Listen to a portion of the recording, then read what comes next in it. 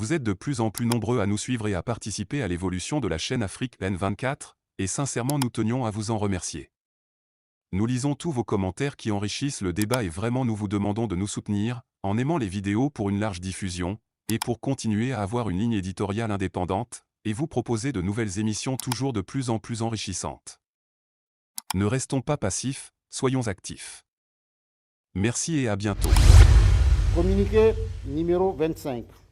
Le Conseil national pour la sauvegarde de la patrie tient à informer l'opinion nationale et internationale des événements d'une extrême gravité qui sont en cours au Niger, du fait du comportement des forces françaises sur notre territoire et de leurs complices.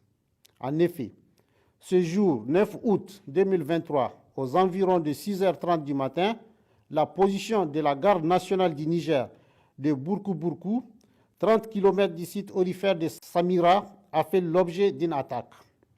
À cet instant, le bilan n'est pas encore établi. Toutefois, pour rappel, à travers une communication directe avec les partenaires occidentaux, le comportement des forces françaises a été fustigé pour avoir, d'une façon unilatérale, libéré des éléments terroristes prisonniers. Ces derniers ont été regroupés dans une vallée du village de Fitili, 28 km nord-ouest de Yatakala, où une réunion de planification s'est tenue dans l'objectif d'attaquer des positions militaires dans la zone des 3 frontières. Ces chefs d'éléments terroristes libérés, au nombre de 16, ont été appréhendés dans 3 opérations, dont 2 en territoire nigérien. Le 15 juin 2023, à Yessi, 38 km de Bankilare, ayant conduit à l'arrestation de 3 terroristes. Le 16 juin 2023, à Makarma, ayant conduit à l'arrestation de 5 terroristes.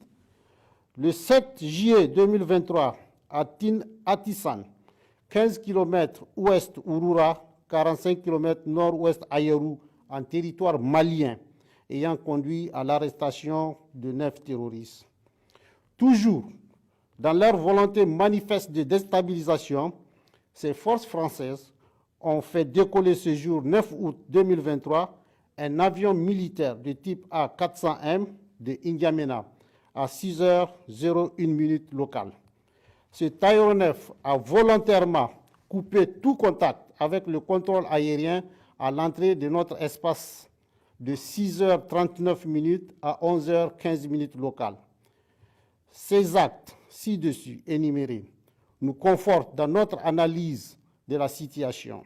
Mais au-delà, depuis la prise du pouvoir par le CNSP et dans le souci d'une nouvelle approche sécuritaire, nous assistons à un véritable plan de déstabilisation de notre pays. Ces désordres sécuritaires planifiés par ces forces françaises, comme ce fut le cas au Mali et au Burkina Faso, a pour but de discréditer le CNSP et créer une rupture avec le peuple qui le soutient dans son action, de créer un sentiment d'insécurité généralisée en tout état de cause. Le CNSP et les forces de défense et de sécurité rassurent le peuple nigérien quant à leur détermination à assurer la sécurité des personnes et des biens et défendre l'intégrité du territoire. À cet effet, le président du CNSP, chef de l'État, chef suprême des armées, a ordonné les mesures suivantes. Au FDS, relever leur niveau d'alerte sur l'ensemble du territoire national.